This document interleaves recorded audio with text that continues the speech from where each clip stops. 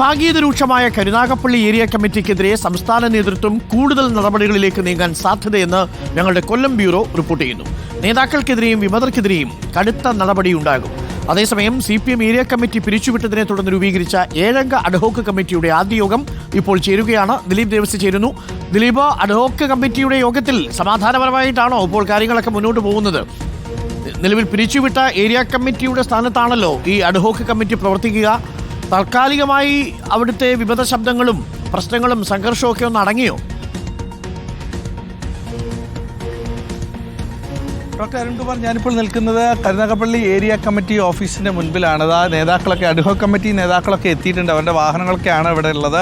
7-അംഗ ജില്ലാ സെക്രട്ടേറിയറ്റ് അംഗം ടി മനോഹറിൻ്റെ നേതൃത്വത്തിലുള്ള 7-അംഗ സംഘമാണ് ഈ അഡ്ഹോക്ക് കമ്മിറ്റിയിലുള്ളത്. അവരുടെ ആദ്യ യോഗമാണ് ഇപ്പോൾ ഇവിടെയുള്ള ഏരിയ കമ്മിറ്റി ഓഫീസിൽ ചേർന്നുകൊണ്ടിരിക്കുന്നത്. അതിനുശേഷമായിരിക്കും ഇവിടുത്തെ കാര്യങ്ങളെ അറിയുക. അതായത് 10 ലോക്കൽ കമ്മിറ്റികളാണ് ഈ ഏരിയ കമ്മിറ്റിക്ക് കീഴിലുള്ളത്. അതിൽ 7 ലോക്കൽ കമ്മിറ്റികൾ സമ്മേളനങ്ങൾ ഇനിയും നടക്കാനുണ്ട്. അതെല്ലാം തന്നെ ചില പ്രശ്നങ്ങൾ കൊണ്ട് നടത്താൻ കഴിയാതെ പോയി. ആകെ 3 എണ്ണത്തിൽ മാത്രമാണ് നടന്നത്. നേരത്തെ ഞാൻ പറഞ്ഞതുപോലെയാണെങ്കിൽ ഈ കൊല്ലത്ത് കരുനാഗപ്പള്ളിയാണ് ഏറ്റവും വലിയ സാമ്പത്തികമായിട്ട് ഇവിടെ നിൽക്കുന്ന ഒരു ഏരിയ കമ്മിറ്റി. അതായത് 2 സ്കൂളുകളും അതുപോലെ തന്നെ ഒട്ടേറെ കോടികളുടെ ബിസിനസ് വരുമാനമുള്ള സഹകരണ പ്രസ്ഥാനങ്ങളും ഈ ഏരിയ കമ്മിറ്റിക്ക് കീഴിലുള്ളതാണ്. അപ്പോൾ അത് പിടിച്ചെടുക്കുക, അതിൻ്റെ ഭരണം പിടിച്ചെടുക്കുന്നതിന് വേണ്ടി 2 പ്രബല വിഭാഗം നടത്തിയ കയ്യാങ്കളി നടത്തിയ സംഘർഷമാണ് ഇതിലേക്ക് എത്തിയതെന്നാണ് ഇവിടുത്തെ പ്രവർത്തകർ പറയുന്നത്. അവർ 2 ചേരി തിരിഞ്ഞുള്ള പ്രവർത്തനങ്ങൾ, അതാണ് ഇപ്പോൾ ഈ വലിയ തോതിൽ CPM-നെതിരെ ചീത്തപ്പേരുണ്ടാക്കുന്ന തരത്തിലേക്ക് എത്തുകയും ചെയ്തത്.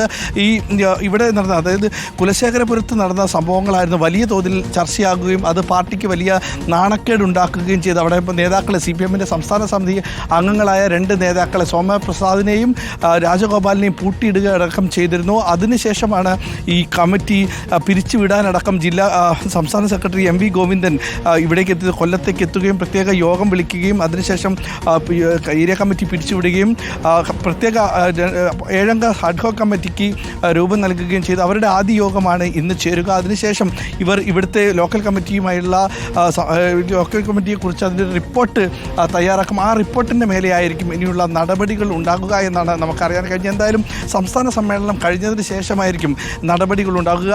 എന്താണ് ഈ പ്രവർത്തകർ പറഞ്ഞിരിക്കുന്ന പരാതികൾ? ഈ പരാതികൾ സൂക്ഷ്മമായി പരിശോധിച്ച് ആർക്കെതിരെയാണ് ഇത്തരത്തിലുള്ള പരാതികൾ വന്നത്? നേരത്തെ പറഞ്ഞ സംസ്ഥാന സമിതി അംഗമായ സൂസൻ കോടിക്കും ജില്ലാ കമ്മിറ്റി അംഗമായ PR വസന്തനും ഇവർക്കെതിരെയാണ് പരാതികൾ കൂടുതലായിട്ടും വന്നിരിക്കുന്നത്. ഇവരുടെ 2 വിഭാഗങ്ങൾ തമ്മിലുള്ള ഒരു വിഭാഗീയതയാണ് ഇത്തരത്തിലുള്ള വലിയ പ്രശ്നങ്ങൾക്ക് കാരണമാകുകയും ചെയ്തത്. അപ്പോൾ ഈ പ്രശ്നങ്ങൾ, ഈ അണികൾ ഉന്നയിച്ച പ്രശ്നങ്ങൾ, അത് പരിശോധിച്ച ശേഷം ആ പരാതിയിൽ കഴമ്പുണ്ടോ എന്നുള്ള കാര്യങ്ങളൊക്കെ നോക്കിയതിനു ശേഷമായിരിക്കും ഇനിയുള്ള നടപടികളിലേക്ക് വരിക. കുലശേഖരപുരത്തെ കാര്യങ്ങളാണ് എടുത്തു പറയേണ്ടതെങ്കിൽ അവിടെ സ്ത്രീ വിഷയത്തിൽ ആരോപണ വിധേയനായ ആളെ എങ്ങനെ ലോക്കൽ കമ്മിറ്റി സെക്രട്ടറി ആക്കി എന്നുള്ള ചോദ്യങ്ങൾക്കും ഈ നേതൃത്വം മറുപടി പറയേണ്ടി വരും. എന്തായാലും അഡ്ഹോക്ക് കമ്മിറ്റിയുടെ ആദ്യ യോഗം ഇന്ന് ചേരുകയാണ്.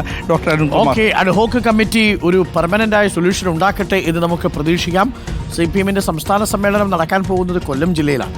കൊല്ലം ജില്ലയിൽ ഏറ്റവും കരുത്തുറ്റ ഏരിയ കമ്മിറ്റി പ്രവർത്തിക്കുന്നത് കരുനാഗപ്പള്ളിയിലാണ്. അതിന് സാമ്പത്തിക ശേഷി കൊണ്ടും വലിയ സ്വാധീനമുണ്ട് കരുനാഗപ്പള്ളിയിലെ CPM-ന്റെ ഘടകത്തിന്. അതുകൊണ്ട് തന്നെ ആ സ്ഥലം